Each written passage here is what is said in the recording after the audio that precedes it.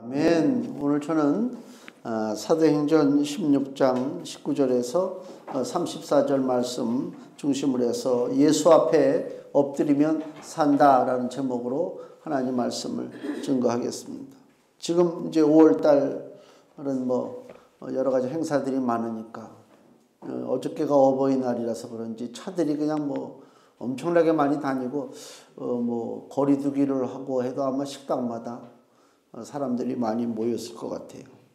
지금 이제 5월 둘째 주 이 시기에 살아가는 우리 대한민국 사람들의 주된 관심사가 뭔가?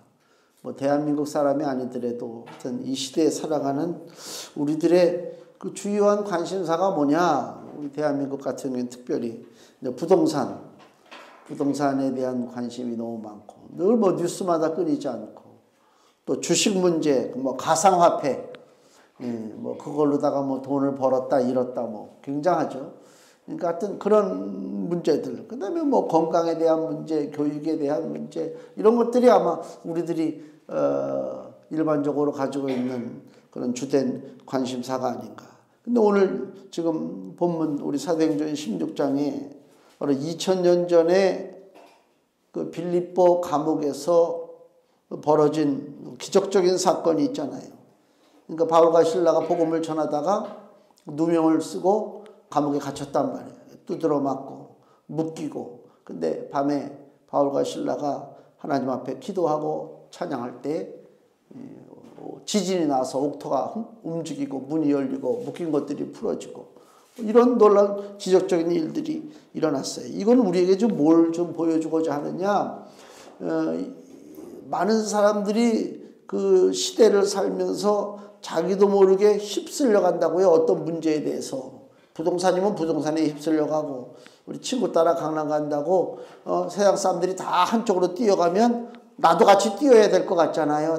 내가 안 뛰면 나만 뒤처지는 것 같으니까. 그래서 이제 부동산, 주식, 가상, 화폐, 이런 일들, 나는 안 하고 있는데 나만 이거 너무 뒤처지게 사는가. 그 다음에 또 뉴스 때 보면은 우리나라 이제 소득에 대해 얘기하는 한 가구당 소득이 얼마 이렇게 나오잖아요. 월급쟁이들 1년 평균 연봉이 얼마. 그러면 나는 전혀 저게 안 미치는데 야 나만 이거 바보같이 사는구나. 내가 야 이때까지 공부 헛했네. 헛살았네. 이런 느낌도 들더라고요. 그게 그 원당 치매센터에 아버지를 모시고 제가 몇 번을 갔어요. 3번 갔구나. 3번. 마지막에 이제 갔을 때 뭘 이렇게 적어내요. 신상 정보 동의서 해가지고 그걸 이렇게 체크를 해요. 근데 거기에 보면 이제 혜택 받는 부분들이 있어요. 치료비 혜택이 있단 말이에요. 혜택이 있는데 조건이 있어요. 소득의 몇 프로 이거 하여튼 낮은 사람한테 준다 그 얘기 아닙니까? 그게 참 안 받는 게 좋은데 그렇죠? 근데 보니까 나는 거기 100% 나는 혜택을 받아. 그게 좋은 건지는 모르겠지만 그랬더니 당연히 그렇게 체크를 했더니 나중에 이런 문제에서 혜택을 받으시고요. 저런 것은 혜택을 받으시고 그렇게 이제 설명을 하더라고요. 하는데 별로 그렇게 기분은 유쾌하지가 않아. 내가 누구한테 혜택을 줘야 되는데 그거 얼마 되지도 않는 거 혜택 받고 국가로부터 큰 혜택 받은 것처럼 그렇게 하는 것도 난 별로 좀 마음이 편치가 않더라고요. 하여튼 간에 다른 사람들은 다 달려나가는데 나는 뭔가 뒤처지면 이게 인생 잘못 산 것 같은 그런 불안한 마음들이 든단 말이에요. 근데 이 본문에서는 우리에게 뭘 가르쳐 주고 있냐면은 우리 인생의 문제는 그런 먹고 사는 문제가 아니다. 그 얘기예요. 아니 당장 먹고 사는 문제가 중요하죠. 그죠? 돈도 벌어야 되겠고 집도 사야 되겠고 어떻게 해야 되겠고 그런 계획들이 많잖아요. 근데 성경은 그렇게 얘기를 안 해요. 하나님이 너무 어떻게 보면 우리를 너무 잘 아시죠. 우리를 만드셨고 우리 인생을 다 아시죠. 어디로부터 와서 어디로 가는 것인지 인생은 모르지만 하나님은 아시죠. 그 우리를 잘 아시는 하나님이 우리 보고 염려하지 말래요. 그거 벌벌 떨지 말래요. 야 인생은 그게 아니야. 모든 사람들이 다 어떤 한쪽으로 다 뛰어갈 때 야 그게 그 진리는 아니야. 넌 내가 옳다고 생각하는 그 길로 가면 너는 그게 성공적인 인생이다. 하나님 그렇게 말씀하신단 말이에요. 근데 우리는 믿음이 없으니까 그걸 받아들이지 못하고 에이 이거는 그냥 성경에서 하는 얘기고 뭐 교회 와서나 그냥 듣는 얘기고 또 세상에 나가면 또 내 방식대로 세상 방식대로 한번 투쟁을 하고 열심히 한번 움직여보고 그렇게 산단 말이에요. 그렇지만 70년 80년 세월이 흘러서 인생을 마감하게 될 때 남는 게 뭐가 있느냐. 남는 게 뭐가 있느냐. 어저께 뉴스부터 그 아카데미 여우 조연상을 받은 배우가 인천공항에 이렇게 들어오는 장면이 있어요. 자기가 오는 거를 뭐 밝히지도 말고 좀 조용히 너무 피곤하니까 그렇게 좀 들어왔으면 좋겠다고 그러는데 기자들이 막 몰려들고 막 그러잖아요. 나중에 보니까 휠체어 탄 것도 나오더라고. 무슨 상을 받든 물론 상 받을 땐 기분 너무 좋죠. 그렇잖아요. 뭐 모든 그냥 전 세계 이목을 내가 다 받고 그냥 막 칭찬 막 연일 그냥 막 뉴스에서 굉장하잖아요. 시간이 좀 지나요. 일주일이고 한 달이고 1년이고 무슨 의미가 있을까? 물론 뭐 금전적인 면에서 여기저기서 더 불러주니까 뭐 생활은 더 뭐 돈이 더 쌓일지는 모르지만 근본적인 삶에 있어서는 별로 차이가 없다. 왜? 내 육신은 나에 대한 명성이 높아지고 내 통장에 돈이 쌓인다고 해서 내 육신이 날로 강건해지고 내 마음이 날로 새롭게 된다. 그렇게 얘기하고 있지 않습니다. 여전히 피곤해요. 그렇잖아요. 내가 오늘 그 여배우의 그 모습을 보면서 저게 인생이야. 그 상을 받고 뭐 인터뷰를 하고 뭐 굉장한 사람들 날이죠. 올 때는 너무 피곤해가지고 막 나 좀 귀찮게 하지 않았으면 좋겠어. 그거 아닙니까? 너무 피곤하니까. 내 몸이 피곤해 죽겠는데. 알렉산더 왕이 뭐 20몇 세 때 뭐 전 세계를 뭐 다 정복을 하고 뭐 막 돌아다니고 난리쳤는데 불과 뭐 30도 못 넘기고 죽은 거 아닙니까? 아무 소용없잖아. 그러니까 하나님은 그 모든 것을 너무 잘 알고 계시기 때문에 인생의 근본 문제가 뭐냐라고 하는 중요한 질문을 지금 우리에게 알려주고 있는 거예요. 오늘 그 빌립보 감옥에 일어난 사건을 통해서 30절 말씀 간수가 바울과 실라에게 하는 얘기죠. 저희를 데리고 나가 가로되 선생들아 내가 어떻게 하여야 구원을 얻으리까? 이게 인생의 중요한 문제예요. 내가 어떻게 하여야 구원을 얻을 수 있는가? 만약 간수의 이런 질문이 없었다면 간수는 물론이거니와 그 가족 역시도 저주와 심판을 피할 수가 없었을 것이다. 그렇죠? 간수가 바울과 실라 앞에 내가 어떻게 하여야 구원을 얻으리까 할 때에 그때로부터 복음이 전파되고 그 가족 식구들이 다 구원받은 거란 말이에요. 근데 간수가 내가 어떻게 해야 구원받느냐라고 하는 그 기본적인 질문을 하지 아니하고 육신적인 얘기만 했다면 간수도 망했을 것이고 그 가족들조차 다 저주 심판 받았을 것이다. 그런 의미에서는 이 간수가 가정 축복의 아주 공로자다. 그러니까 저는 그래도 감사한 거예요. 어려서부터 예수님을 믿은 게 너무 감사하죠. 내가 잘나서 믿은 게 아니잖아요. 내가 바르게 판단해가지고 예수 믿어야 되겠네? 그런 거 없어요. 그냥 끌려다니는 거예요. 어머니 끌려다니는 거지. 저기 영등포 당산동에 살 때 주일학교 가기가 그렇게 싫더라고. 왜 그러냐니까 저는 어렸을 때 좀 많이 이게 머리가 튀었던 것 같아. 지금은 별적 아닌데. 그러니까 같은 또래 애들 이렇게 어울리면요. 시시해. 놀고 싶지가 않아. 애들이 너무 수준이 낮아. 옛날 1900 그 몇 년도야. 60년대 애들, 70년대 초 애들 보면 제대로 씻기를 합니까? 제대로 꾸미고 다니기를 합니까? 떼꼬장머리 줄줄 흐르고 난리가 아니지.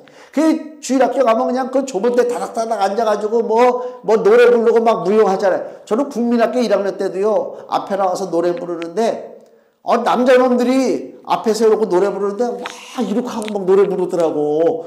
어서 내가 이렇게 얘기하면 저런 사람들이 다 있나?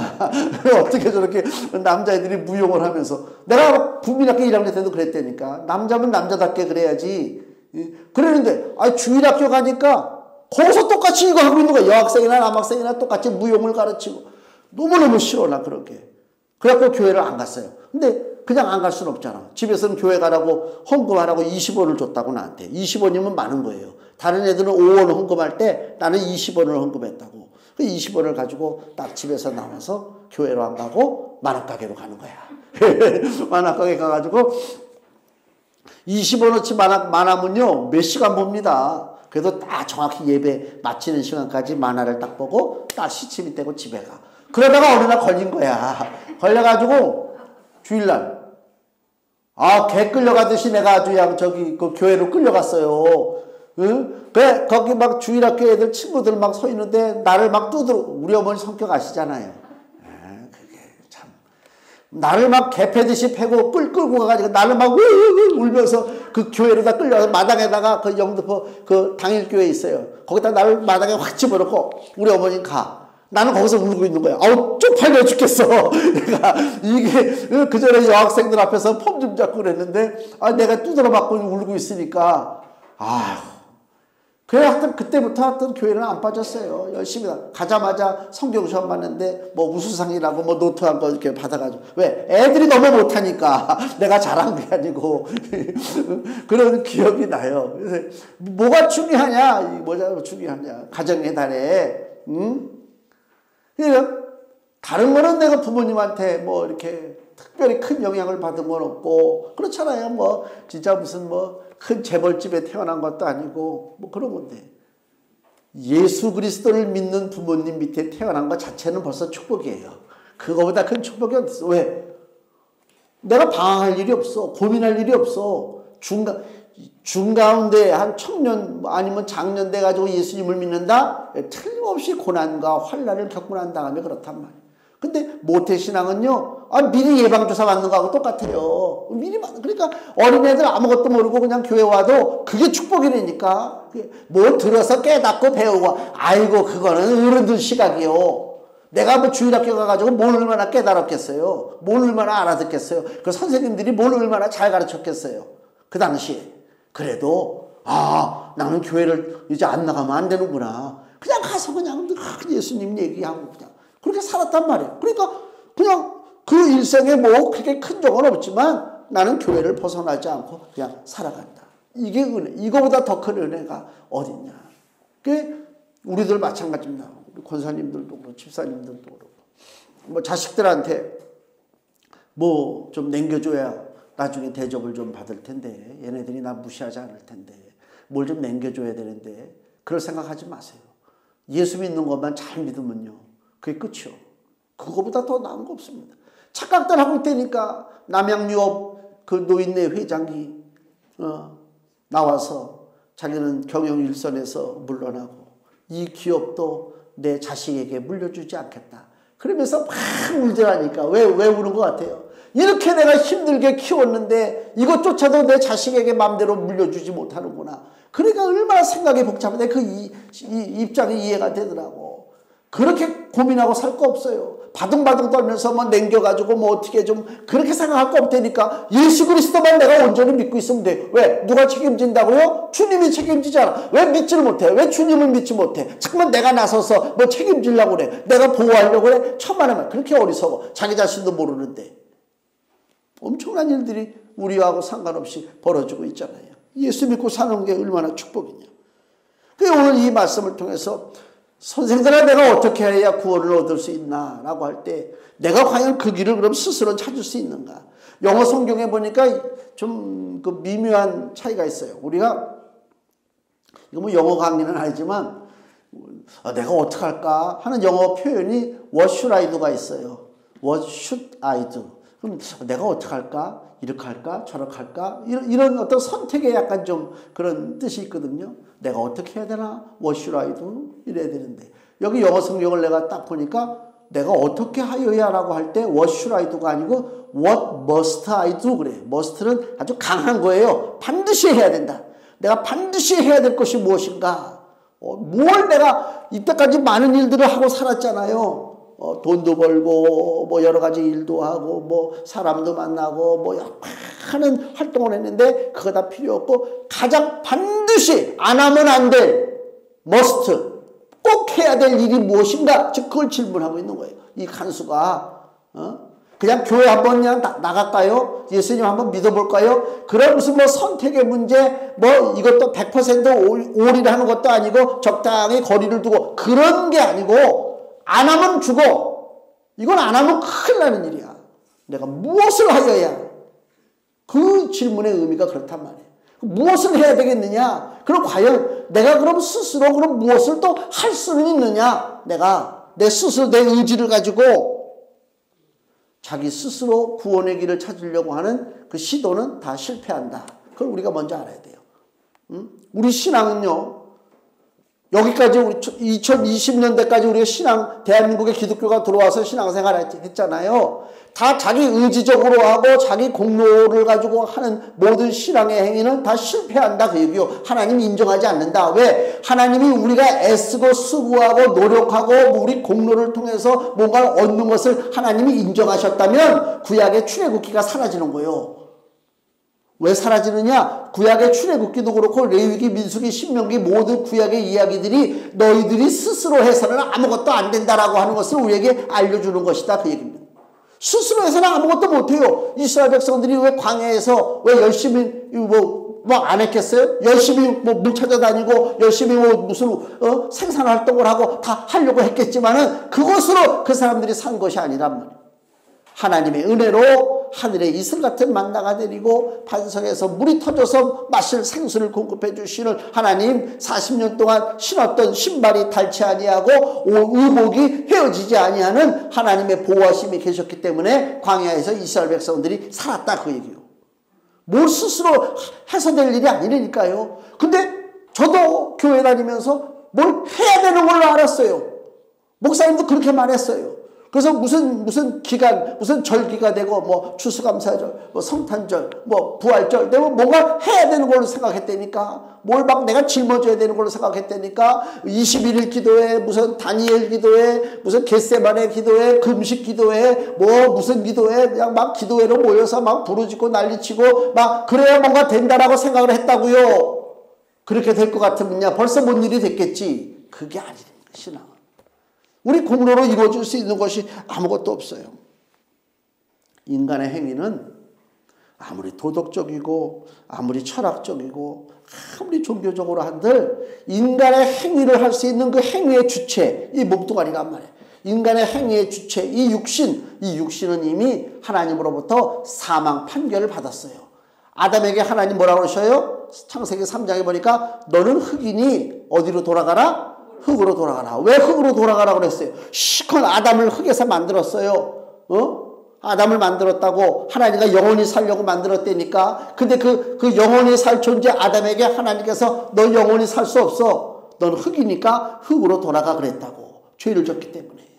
그 죄에 대해서 해방되지 못하는 인생들은 다 사라지는 존재, 부패하는 존재밖에 안 돼요. 그러니까 인간의 기본이 뭐냐? 내가 아무리 행위를 하려고 해도 선한 일을 하고 열심히 봉사하고 뭐 애쓰고 수고하고 노력하고 모든 종교적인 행위, 모든 열심 내는 행위가 내 육신으로부터 나오는데 그 육신 자체가 이미 부패하고 사망 선고를 받았다. 그 썩어진 육체의 마음에서 나오는 행위가 올바를 수가 없어요. 올바를 수가 없다니까. 그래서 로마서 8장 13절에 너희가 육신대로 살면 반드시 죽을 것이로되 그랬어요. 육신대로 산다는 얘기가 뭐예요? 내 부패한 본성, 이 마음을 가지고 사는 거예요. 변화되지 않은 마음을 가지고 산단 말이에요. 그럼 이제 우리가 어떻게 살아야 되느냐? 로마서 8장 9절 말씀을 보면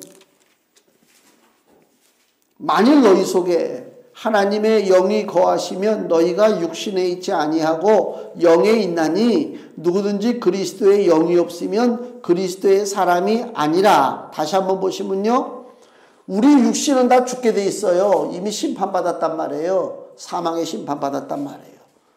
9절 너희 속에 하나님의 영, 즉 성령이요. 성령이 거하시면 너희가 어디에 있지 않다? 육신에 있지 않다. 그 얘기는 너희는 죽지 않는다. 그 얘기입니다. 우리가 육신에 있기 때문에 죽는 거예요. 육신에 있기 때문에 심판받는 거란 말이에요. 근데 하나님의 영이 우리 안에 거하시면 너희가 육신에 있지 아니하고 영에 있나니, 그 얘기는 너희는 이제 살았다 그 얘기요. 성령이 너와 함께 하시면 누구든지 그리스도의 영, 성령이 없으면 그리스도의 사람이 아니라 그랬습니다. 또 요한복음 6장 63절. 요한복음 6장 63절.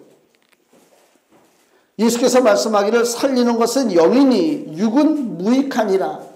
우리 육을 가지고 있는 인간을 살릴 수 있는 것은 의학기술도 아니고 건강식품 잘 챙겨 먹는 것도 아니고 우리 육신을 지니고 있는 육의 존재 인간을 살리는 것은 영이라.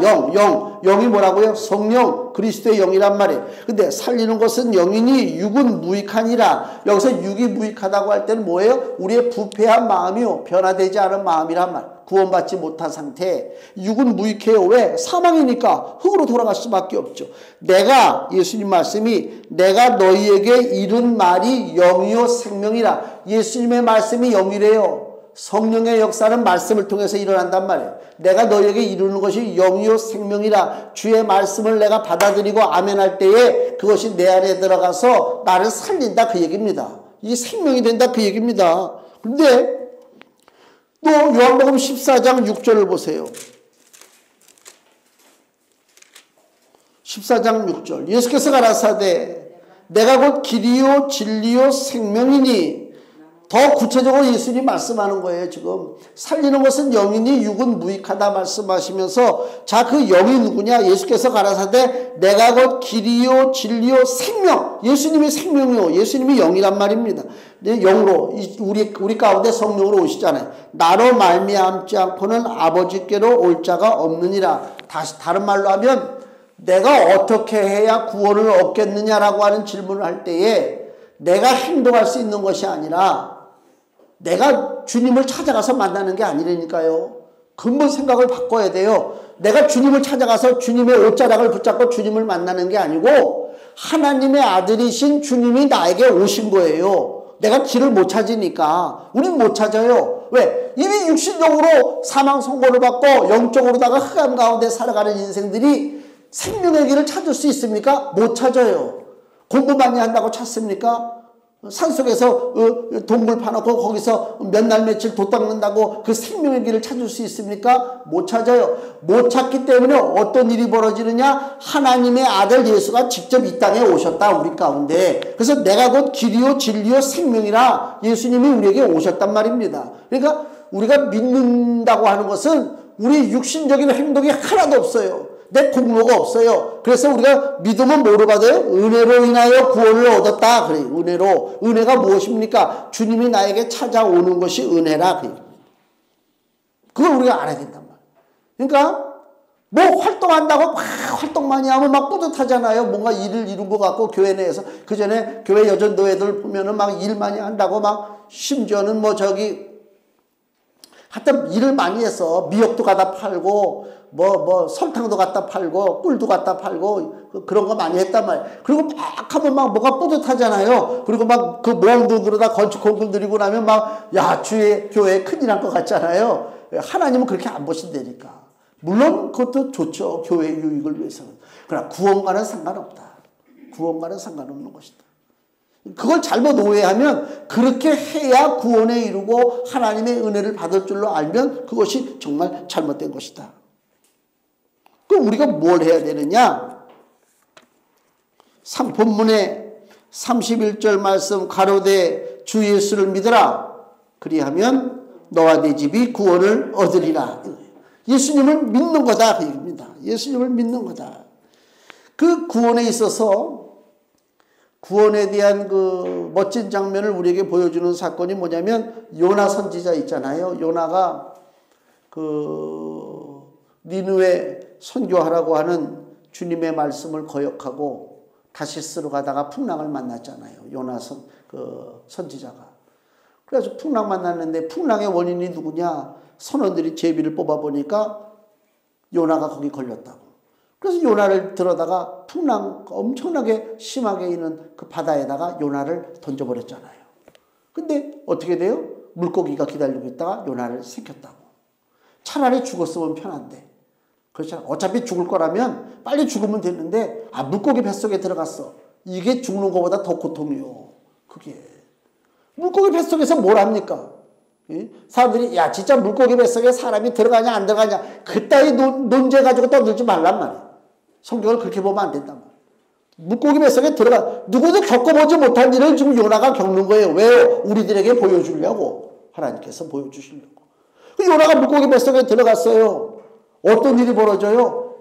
차라리 죽었으면 돼. 죽으면 되는데 죽지도 않았지. 죽지도 않았는데 지금 흑암 가운데 갇혀 있잖아. 뱃속에서. 그 배 안에 뭐가 있어요? 각종 해초가 있고 물이 있고 뭐 이상한 냄새가 나고 거기서 고통 가운데 있다니까. 그럼 거기서 요나가 사는 길이 뭐예요? 자기가 그럼 그 물고기 배를 가르고 나와야 됩니까? 인간의 행위가 소용이 없어요. 그 뱃속에서 구원받을 때. 어떡합니까? 하나님 앞에 기도하는 거예요. 그게 요나서 2장에 보면 요나의 기도가 쭉 나온다니까요. 그 뱃속에서 하나님을 인식하고 하나님 앞에 기도하는 거예요. 믿음의 행위라면 믿음의 행위, 육신적인 행위가 아니고. 그래서 요나가 살아난 거 아닙니까? 구원의 필요성을 깨닫는 게 중요해요. 내가 이미 갇혀있단 말, 갇혀있어. 내 육신의 힘으로 할 수 없구나. 이걸 깨달아야 된단 말이에요.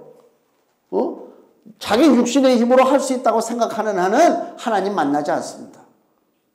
이거 돈으로 해결되네? 내 능력 가지고 능이 해결됐는데? 근데 왜 기도해? 기도 안 하지, 당연히. 내 능력 갖고 해결되고, 내 돈으로도 해결되고, 내 지식으로도 해결된다. 하나님 앞에 매달릴 필요가 없죠. 다 그냥 해버리죠. 근데 성경에 나오는 많은 사람들, 병자들 보세요. 자기 힘으로 해결 못해.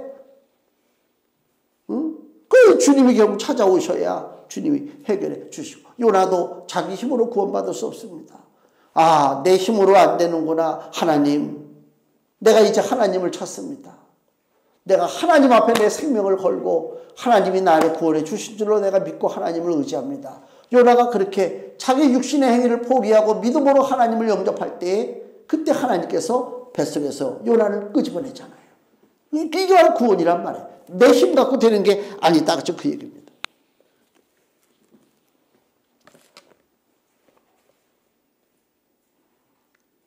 그 바울과 실라가 감옥에 갇혔을 때에 간수가 그를 지켰잖아요. 여기 27절 말씀을 보세요. 간수가 자다가 깨어 옥문들이 열린 것을 보고 죄수들이 도망한 줄 생각하고 검을 빼어 자결하려 하거늘. 이게 이제 그 당시에 간수는 죄수를 제대로 관리를 못하고 죄수가 도망치면 다 사형을 받아요. 사형 선고를 받는 데니까. 베드로가 그 옥에 갇혔다가 풀려나오는 장면 있잖아요. 천사가 깨워서. 그때도 베드로 지켰던 그 간수들은 다 죽임을 당했어요. 다 헤롯이 죽이라고 했다고. 그러니까 이 간수도 지금 자기가 지키는 그 죄수들이 막 지진이 나고 옥토가 움직이고 문이 열리고 막 그러니까 다 도망친 걸로 생각했단 말입니다. 그리고 자결하려고 했다 그 얘기요. 빌립보 감옥에 있는 간수나 죄수들이나 다 구원이 필요한 인생이다. 죄수만 구원이 필요하고 바깥에 있는 간수는 구원이 필요하지 않느냐? 아니요. 성경에서 뭘 보여줘요? 간수나 죄수나 다 구원받아야 할 존재다. 그 얘기입니다. 바울과 실라는 이미 구원받은, 감옥에 있다 할지라도 이미 그 사람, 이 바울과 실라는 구원받은 사람입니다. 여기 22절 보세요. 우리가 일제히 일어나 송사하니 상관들이 옷을 찢어 벗기고 매로 치라. 아주 모욕을 주고 그 바울과 실라를 저 매로 쳤단 말이에요. 그리고 나서 23절 보니까 많이 친 후에 옥에 가뒀습니다. 24절 옥에 그냥 갇힌 게 아니고 그 발을 착고에 그러니까 움직이지 못하도록 발을 아주 자물쇠로 딱 잠가버렸다. 아주 고통이요. 진짜 구원받아야 할 사람이 바울과 실라 같아요. 그죠? 근데 성경은 그게 아니잖아요. 진짜 구원받아야 할 사람들이 누구라고요? 여기서는 간수라, 간수. 그가 구원받아야 된다. 그러니까 묶여있다 할지라도 상황적으로 바울과 실라가 묶여있고 상황이 너무너무 안 좋은 아주 극한의 아주 그 최악의 상황에 놓여있다 할지라도 바울과 실라는 구원의 관점에서 봤을 때는 묶이지 않았다 그 얘기요. 그렇죠? 묶이지 않았습니다. 여기 오늘 금주의 말씀을 보세요. 디모데후서 2장 9절 말씀 같이 읽겠습니다. 복음을 인하여 내가 죄인과 같이 매이는 데까지 고난을 받았으나 하나님의 말씀은 매이지 아니하니라. 아멘. 하나님 말씀은 매이지 아니했다. 하나님의 말씀을 내가 갖고 있는 한 나 역시 묶이지 아니한다 그 얘기입니다. 상황에 묶이지 않는다 그 얘기입니다. 이 말씀을 우리에게 다 적용을 해야 돼요. 이 말씀을. 내가 나쁜 상황이든 좋은 상황에 있든지 간에 나를 구원하시는 하나님의 구원의 약속은 절대로 변치 않잖아요. 나를 위해서 예수님이 역사한다니까. 따라서 우리가 상황이 뭐 안 좋다고 해가지고 거기에 그냥 질질 끌려다니고 또 상황이 좋다고 해가지고 우쭐대고 그럴 필요가 전혀 없죠. 그럴 필요가 없잖아요. 여기 25절에 바울과 실라가 기도하고 찬양했잖아요. 묶였지만 안 묶인 거예요. 28절 말씀 보세요. 그 간수가 자기가 스스로 검을 빼서 죽으려고 하잖아요. 그럴 때 28절 바울이 크게 소리질러 가로되 네 몸을 상하지 말라. 우리가 다 여기 있노라. 간수를 사랑한다. 오히려 사랑하는 마음이에요. 빌립보 감옥에 수많은 죄수들이 아마 거쳐갔을 것입니다. 진짜 악한 죄수도 있었을 것이고 억울하게 누명 쓰고 들어온 죄수도 있었을 것이고 거짓의 옷을 입은 죄수도 있었을 것입니다. 그거를 이 빌립보 감옥의 간수가 다 봤겠죠. 그렇잖아요. 이 죄수들 얘는 이런 놈이구나. 이건 이런 놈이구나. 왜 다 못 봤겠어요? 다 봤죠. 근데 한 가지 간수가 못 본 죄수가 있어요. 사랑과 은혜가 넘치는 죄수를 보지 못했다. 그렇잖아요. 그 사랑과 은혜를 보여준 그 죄수가 누굽니까? 바울과 실라란 말이에요. 그래서 왜 갑자기 지진이 나고 옥토가 움직이고 그랬다고 해가지고 갑자기 그 간수가 바울과 실라 앞에 쫓아가서 선생들아 무릎을 꿇고 엎드려서 내가 어떻게 해야 구원을 얻을 수 있나 이런 얘기를 했겠어요. 그냥 그런 게 아니라니까. 그 간수 입장에서 내가 평생 보지 못한 사람, 그 수많은 죄수들을 내가 봐왔지만 오늘 이 밤에 바울과 실라의 행동을 봤을 때 이거는 전혀 보지 못했던 그 모습 아닙니까? 사랑이 넘치고 담대하고 은혜가 넘치는 그러한 죄수를 보지 못했어요. 저 사람들 가운데는 뭐가 있구나. 틀림없이 뭐가 있구나. 그러니까 그 사람들 앞에 쫓아가서 엎드린 거 아닙니까? 선생들아, 내가 어떻게 하여야 구원을 얻을 수 있으리까? 그거 아닙니까?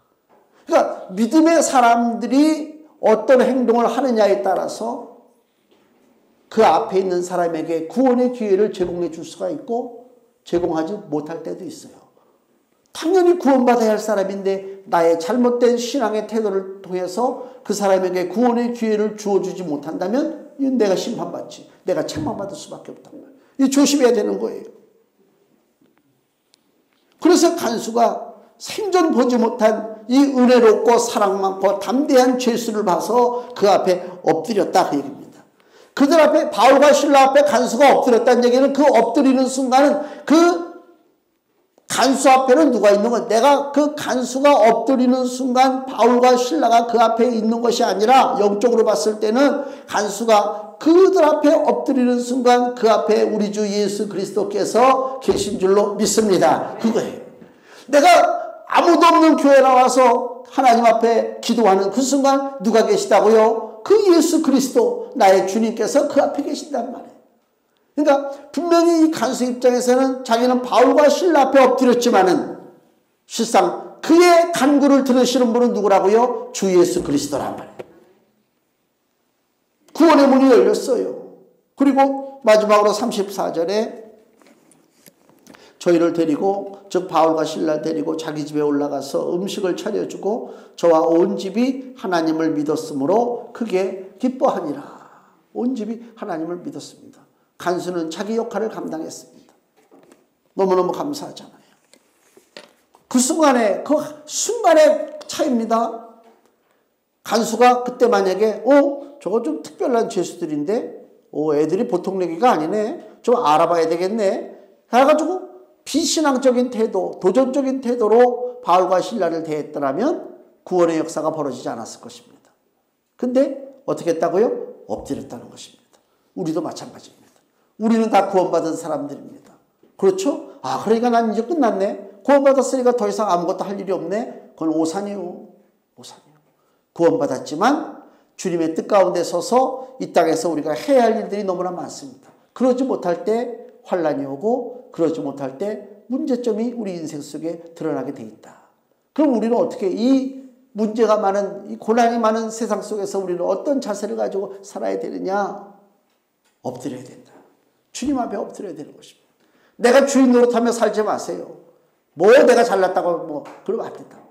항상 엎드리고 매달려서 주여 나에게 구원의 길을 열어주신 것을 내가 확실히 믿고 상급을 받으려고 주님의 뜻을 따라 순종하며 나가기를 원합니다. 라고 하는 신앙의 고백을 주 앞에 드릴 때 주께서 구원받은 우리뿐만이 아니고 아직도 구원의 그 반열에 들어오지 못한 우리의 가족들까지도 하나님이 건져주시고 우리의 이웃도 건져주시는 귀한 은혜의 역사가 나타나게 될 줄로 믿습니다. 기도하겠습니다.